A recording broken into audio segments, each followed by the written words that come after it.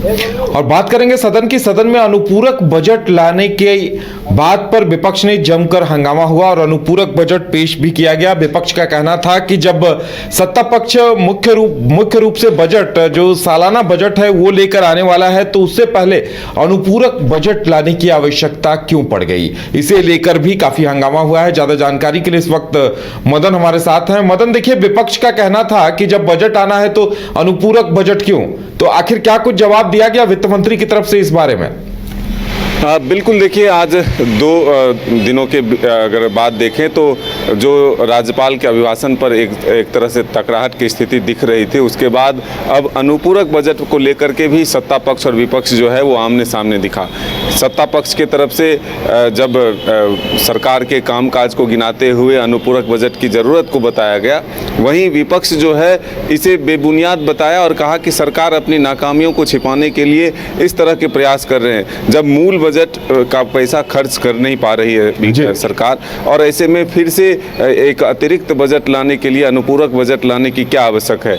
वहीं जेडीयू के विधायक सरयू राय ने सरकार के इस अनुपूरक बजट पर सवाल उठाते हुए कहा कि अनुपूरक बजट की आवश्यकता तब होती है जब कोई आकस्मिक खर्च जो है सरकार पर वहन होते हैं और फिर उसके बाद विधानसभा की बिना अनुमति के जो खर्च किए जाते हैं, ऐसे में अनुपूरक बजट की ज़रूरत होती है।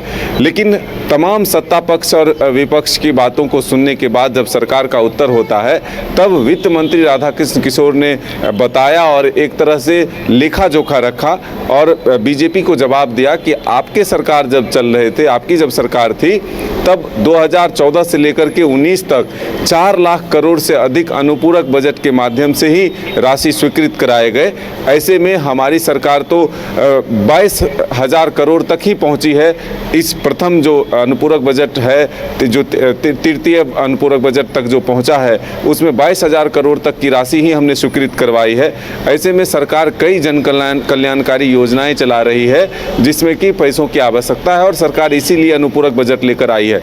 हम बजट की भावना को भी समझते हैं, उस खर्च को भी देख रहे हैं, सरकार अपने तमाम रिसोर्सेज को भी देख रही है और इसके आधार पर जो है अनुपूरक बजट की आवश्यकता सरकार को अगर पड़ी तो इसलिए उन्होंने लिया। लेकिन विपक्ष सरकार के कामकाज को नहीं बल्कि आलोचना और राजनीति करने के चक्कर में सिर्फ सरकार को घेरने के लिए, नीचे दिखाने के लिए प्रयास कर रही है। तो ऐसे में एक तरह से कहें तो ज़रूर आज भी सदन के भीतर जो है सत्ता पक्ष और विपक्ष के विधायक जो हैं वो टकराहट की स्थिति में दिखे। सरकार अपनी उपलब्धियों को बता रही थी, सत्ता पक्ष के लोग अपनी उपलब्धियों को बता रहे थे, वहीं विपक्ष उनकी नाकामियों को उजागर करने में जुटे रहे।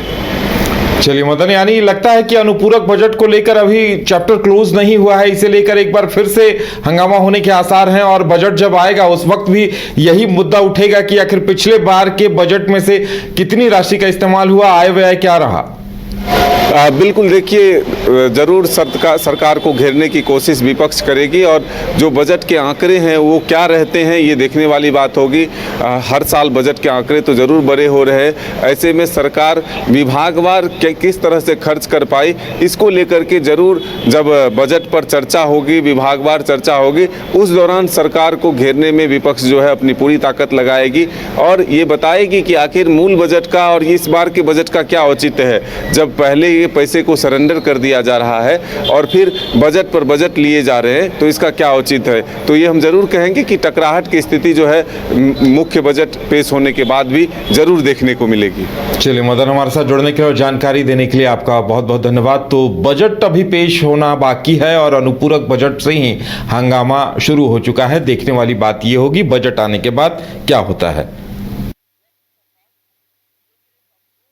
अगर आप देश के किसी भी कोने में रहते हैं, अगर आप पटना आना चाहते हैं और घर जैसे रहने और खाने का आनंद लेना चाहते हैं तो एक बार जरूर आएं होटल डायमंड इन। संपर्क करें 9572759746, 9031859981, 0612400158 एड्रेस अपोजिट विद्या संस्कार स्कूल, रंजनपथ, गोला रोड, बेली रोड, पटना 801503।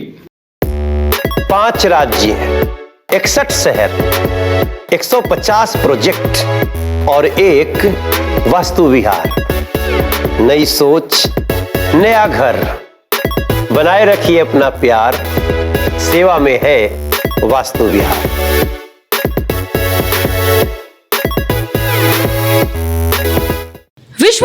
मेडिकल सुविधाओं से युक्त रांची का देवनिका हॉस्पिटल, जहां है neonatal ICU, burn intensive care unit, modular operation theatre, 24/7 emergency trauma service, multi disciplinary ICUs, emergency care, MRI, CT scan, advance cath lab, fully automated path lab, echo, ultrasound, ultra modular patient beds और pharmacy.